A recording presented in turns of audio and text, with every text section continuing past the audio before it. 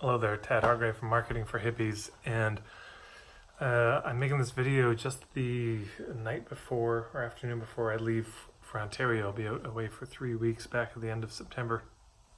And this is an idea that really struck me when I was traveling in the UK and trying to think of ways to articulate marketing to people, because I know as soon as we say the word marketing, it feels so gross to most people.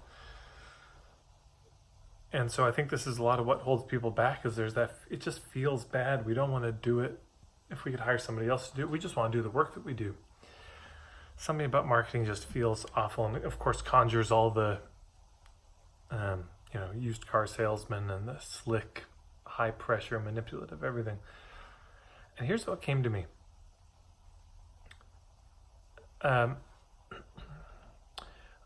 English as a language is very noun dependent. We're very heavy on the nouns. We don't use the verbs as much. And there are a lot of other languages where it's all verbs, there's so much reliance on the verbs. And so it can be very helpful to take nouns and turn them into verbs. That can be a very useful thing to do, to kind of get unstuck in our minds. Instead of laboring over a decision, we might focus on the process of deciding, for example.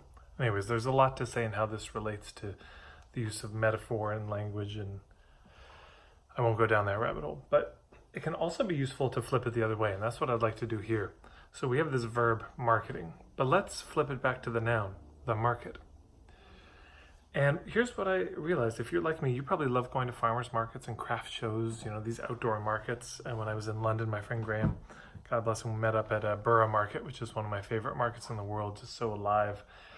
And when you go to those places, sometimes they're crowded, sometimes they're not, but there's generally the sense of conviviality and community.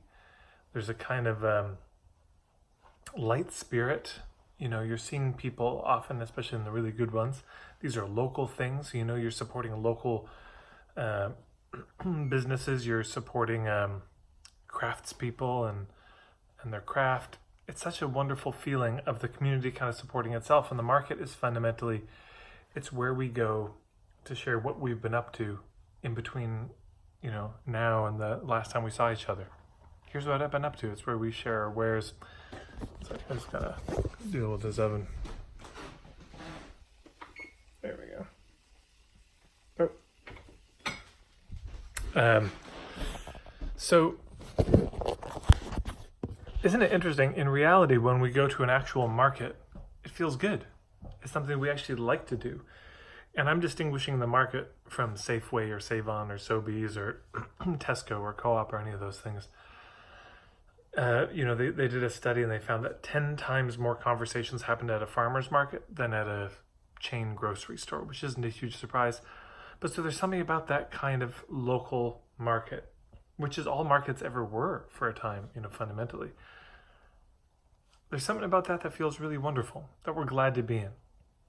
Okay, so whatever that is, that hubbub, that bon vivance that can happen at these markets, the sense of connection and community and camaraderie and the seeing of old friends you haven't seen for a while, catching up with people, hearing stories from the vendors, what's happening on their farm, all that,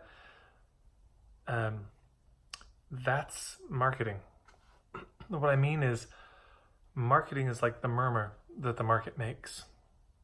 Marketing is, if you take that experience of the market and turn it into a verb, the doing of that, the engagement of that, the incarnating of that feeling, or taking that feeling and turning it into emotion, that's marketing. When you could say, well, what goes on at the market? Well, it's just marketing. The market markets. The market is doing its thing. It's kind of, what's the thing it does? The marketingness of it. That might be even a better word, the marketingness of it, the marketness, the essence of the market, the way the market is recognizable as being itself. That's the verb of it. So then how did it go from that to this, something that is actually the ending of that?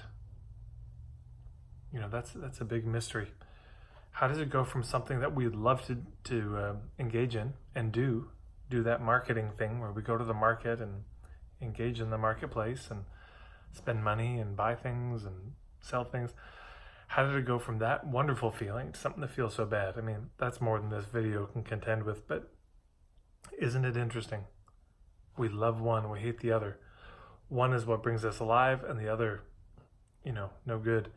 And that the marketing we do genuinely undoes, or the marketing, that the mainstream marketing, the high pressure pushy stuff, is a kind of antibiotic force into the jar of sauerkraut that is the markets that we love to go to. Because it so fundamentally compromises the trust and the goodwill that's so inherent in a market, in a good market. It compromises that. It erodes it, it unravels it. So the important thing is to find a way is to be more faithful to the market. To go back to our experiences of the markets that we love and say, how do I do that? How do I bring that online? How do I bring that into my regular interactions?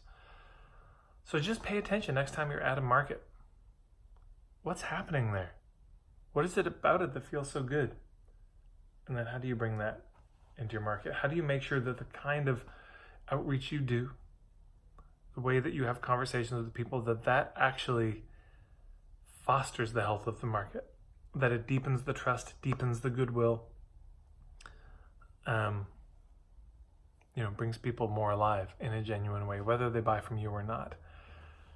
So there's more to say. I'd love to hear your thoughts on this, any reflections you have. This is a new idea for me, so you can put any thoughts in a comment below. And that's all. Thanks so much.